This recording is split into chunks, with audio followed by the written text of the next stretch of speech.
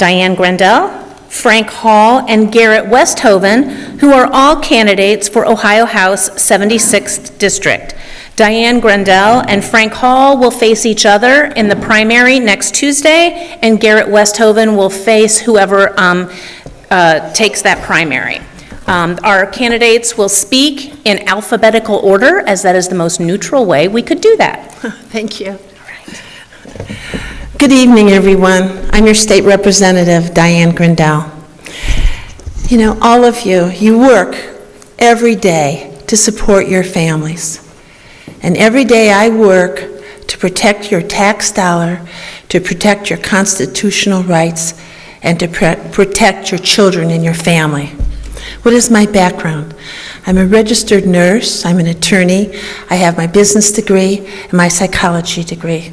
I used to be in charge of child psychiatry as a nurse at university hospitals for many years, went on to law school, practiced toxic tort litigation and environmental law. I was the state representative, then I became a Court of Appeals judge for many years, and now I'm back as your state representative. And why is all of that important? Because right now, every year, we lose. Like this year, we're losing 18 representatives. Last year, 12, and the same before that. They need people that can understand some of this very complex litigation and budget. When I came into the Health Committee, they stood up and applauded me because I'm one of the only ones that has a background in health. And you can see in the Judiciary Committees how important to have a background like that is, like I have.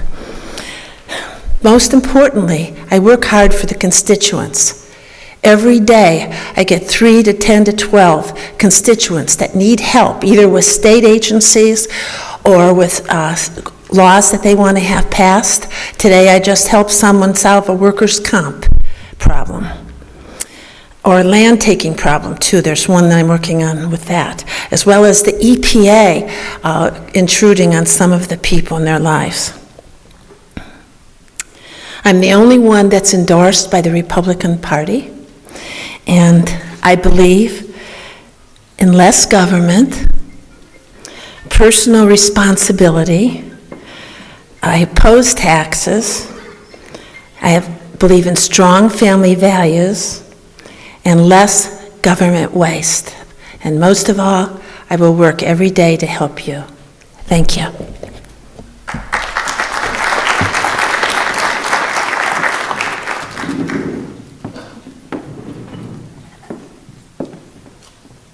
Mr. Hall, you may come up and make your remarks.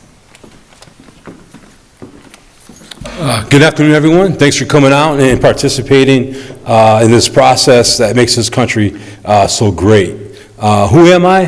My name is Frank Hall. I'm a football coach and tutor at Chardon High School.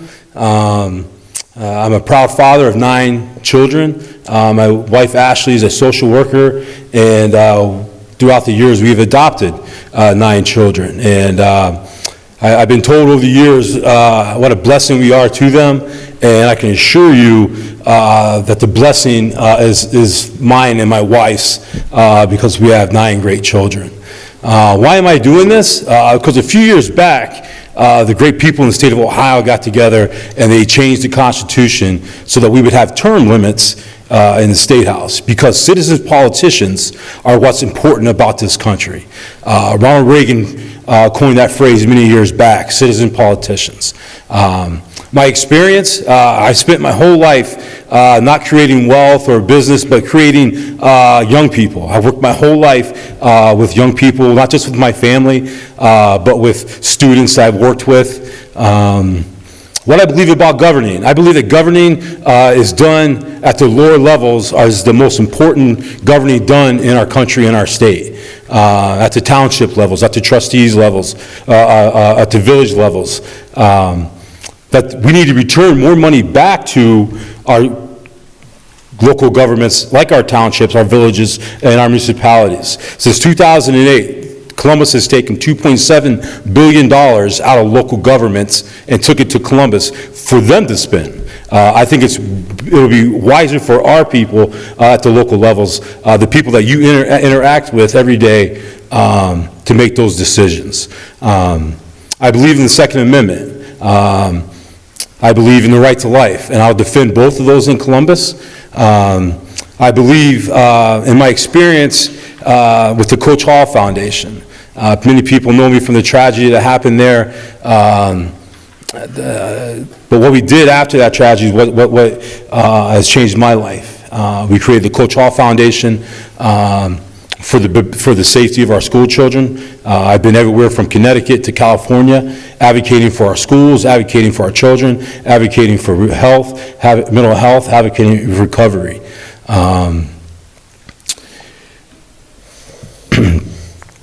We moved here about 3 years ago in the 76th district, and we're very blessed to have our children grow up here. And I want to go to Columbus, and I want to protect the 76th district, and that's why I'm running. So thank you guys, and God bless. Thank you, Mr. Hall. Mr. Westhoven?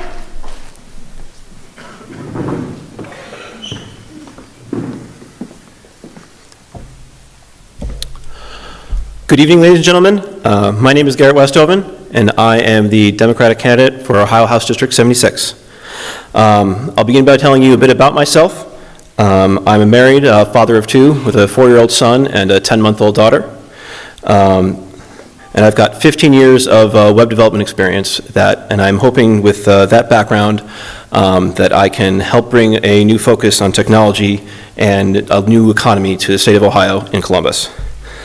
I'd like to highlight a few parts of my platform. First, I'd like to discuss education. Back in 1997, the Ohio Supreme Court decided that our system of funding our public schools was unconstitutional. 20 years later, this is still the case. We still have not had time to properly address this. And I think it's time to stop developmentally inappropriate tests for our young children and start to focus on looking and making sure that our public funds go to our public schools, that our public funds don't go to major corporations and line the pockets of millionaires and billionaires, that our public funds go to our children and our schools and our teachers. Second, I'd like to address climate change. While many of us today probably enjoyed the warm weather, we need to realize that this could have significant economic impacts right here in Geauga County. If there's any maple producers in the audience, the temperature is not going to go below freezing probably for the rest of the month, which means this is the end of maple season, and we haven't even reached mid-March. This could have a devastating economic impact since the Geauga County Maple Festival is one of the highlights of this county. And our local maple producers and farmers could be losing, hundreds of thousands of dollars because our climate is changing and we can no longer produce one of our signature goods of this county. Finally, I'd like to discuss the administration of our parks. Day-to-day administration of all county needs all fall under county commissioners, with the exception of our parks. Whether it be health and services, county records, everything is under the commissioners. And they are subject to 4-year terms on a staggered election cycle, so they need to be responsive to the needs of the constituents. I'm sure many years ago, it totally made sense to put park administration under the control of a local judge. But that judicial position is a 6-year term and doesn't feel the need to be under the control of his constituents as much. So I think it's time that we change state law and put that under control of our county commissioners. Thank you very much for coming out tonight. My name is Garrett Westhoven. I hope to have your vote March 17th and again in November. Thank you.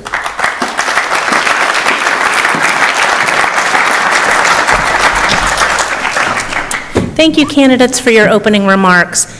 I have several questions that are directed to all of you, and then I have a few that are just for a specific candidate or another. So what I will do is I will start with the questions for all of you, and then you will each have 1 minute to respond. So the first question I have is, my internet service is very unreliable, and my township says they can't help. What can you do at the state level to bring much-needed improvements? Let's see, Mr. Hall, why don't we start with you? Does it matter which one? Nope, go ahead. Well, a huge part of the state of Ohio that needs to be invested in is infrastructure all across the state, whether it's through broadband or if it's our bridges.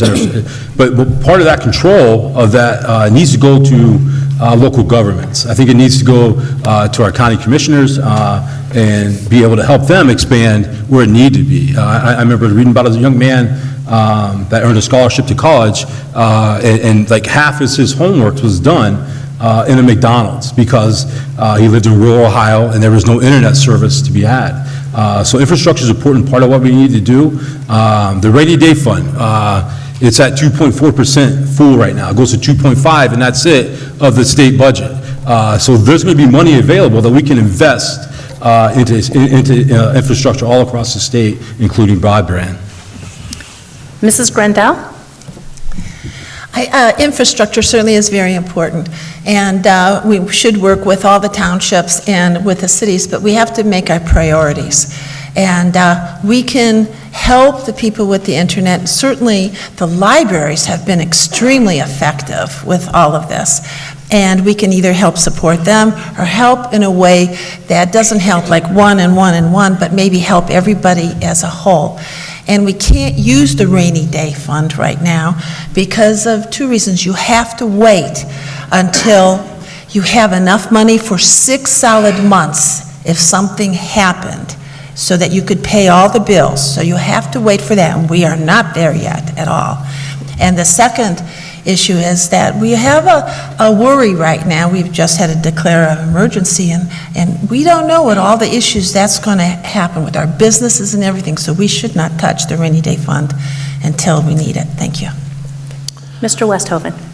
As Bill both mentioned, yes, infrastructure is critical. I think if we're going to focus on getting broadband out to our rural communities, there's two ways we can do it. We can explore public-private partnerships with, major telecom carriers to incentivize them to create the infrastructure out there.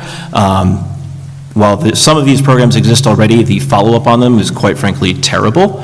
And so while they have some incentive, they have not executed. So we need to make sure that if they do not execute on something like that, that they are punished to make sure that they actually execute what they've promised us. And the other possibility is, we can find some state funding to have municipal broadband, so you are not subject to a corporation, but your local community can provide the infrastructure you need. And as we know right now, there are certainly, with something like the coronavirus, and a lot of people need to work from home, getting that high-speed access out there could be critical to everyone in actually getting their jobs done. Thank you. Thank you. All right.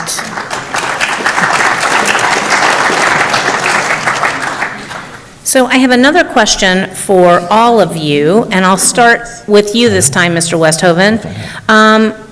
Do you believe that the House and Senate will be able to work in the next 3 weeks to come to a joint decision regarding the voucher issues instead of waiting until the last week prior to April 1st? Who do you want to? Actually, I'll start with Mrs. Grandel, and then Mr. Westhoven, and then Mr. Hall. That certainly is the question on everyone's mind right now. We have worked on it. We have what we want to do in the House.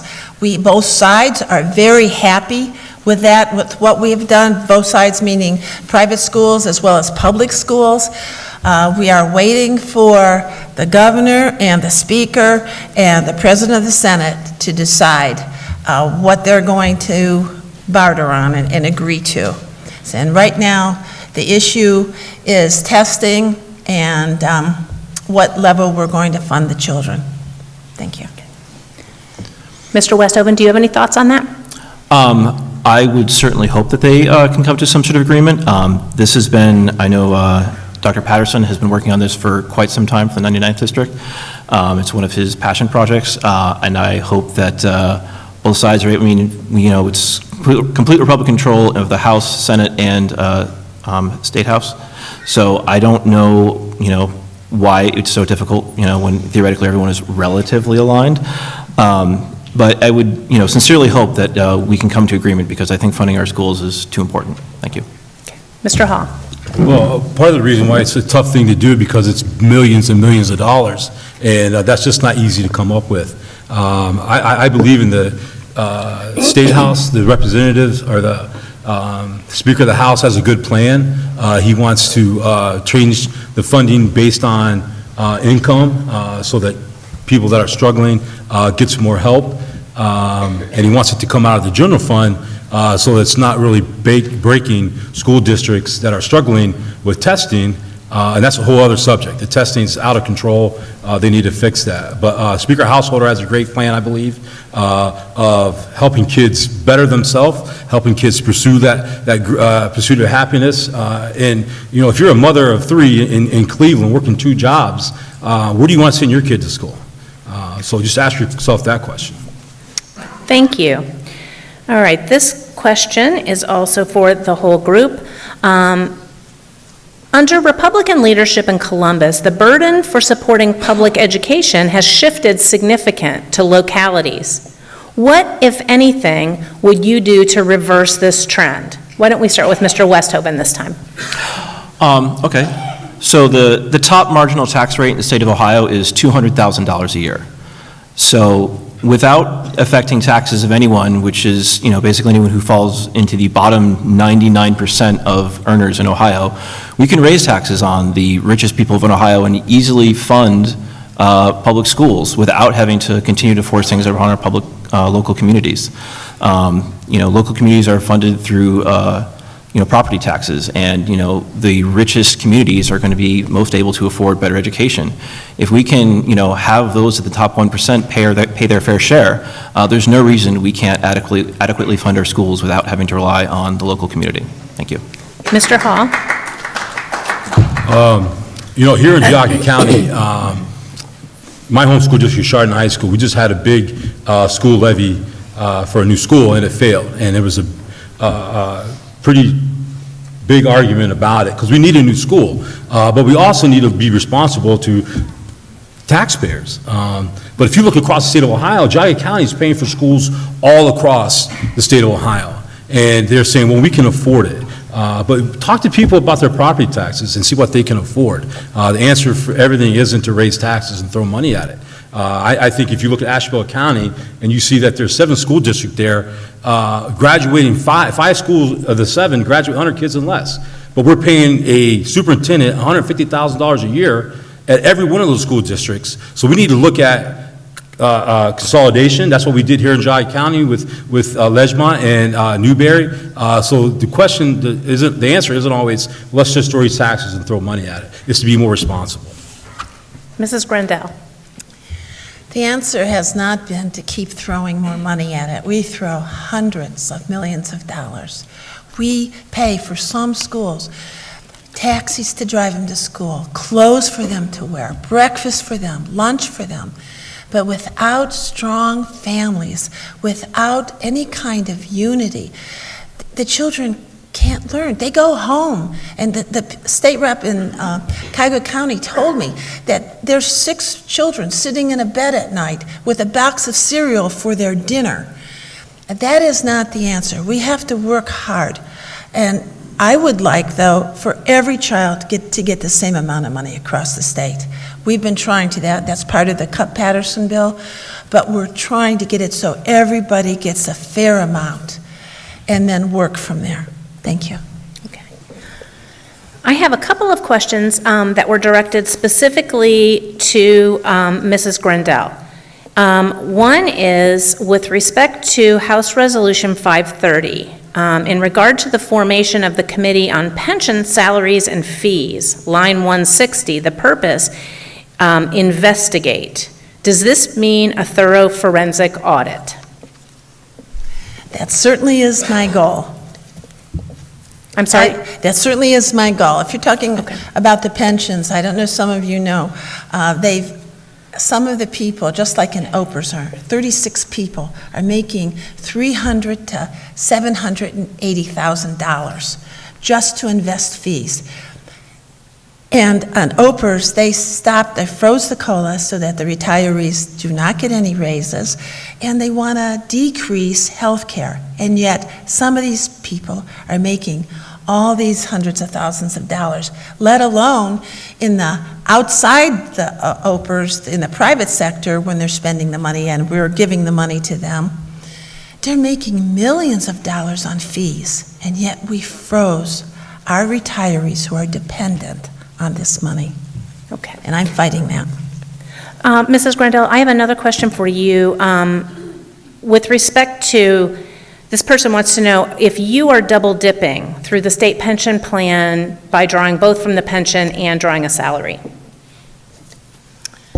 I'm not double dipping. Thank you. Okay.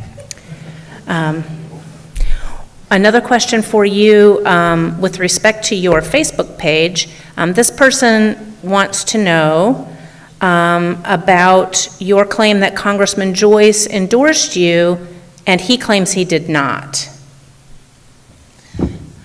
We were at his event last, Saturday, and several people were around, and Congressman Dave Joyce, when he took the picture with me, he said he endorsed me.